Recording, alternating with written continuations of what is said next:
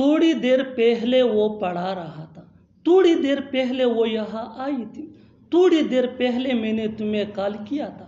ऐसे जुमले हम अपने डे टू डे लाइफ यानी रोज़मर्रा ज़िंदगी में ज़रूर बोलते या सुनते हैं दूसरों से। इन जुमलों में हम कह रहे हैं थोड़ी देर पहले, इसके लिए आपको यूज़ करना होगा इंग्लिश में अ व्हाइल अगो।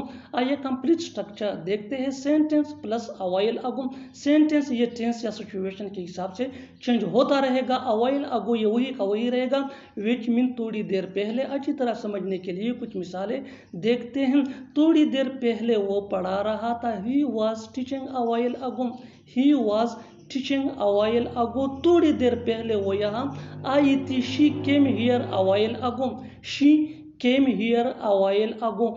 थोड़ी देर पहले मैंने तुम्हें कॉल किया था, I called you a while ago, I called you a while ago. बिल्कुल हम इस फार्मूले स्ट्रक्चर को स्टेप बाय स्टेप फॉलो कर रहे हैं। अभी इस फार्मूले स्ट्रक्चर की मदद से सीख सकते हैं।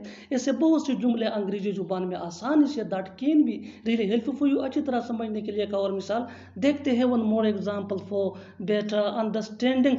थोड़ी देर पहले मैंने उसे देखा था, थोड़ी देर पहले मैंने उसे देखा था। आई सा हिम अ व्हाइल अगो, आई सा हिम अ व्हाइल अगो। और आखिर में ये सेंटेंस आपके लिए कमेंट सेक्शन में इसका जवाब ज़रूर देना। थोड़ी देर पहले वो नहा रहा था, थोड़ी देर पहले वो नहा रहा था। Subscribe to English PS for more advance English sentence structure. Thanks मना।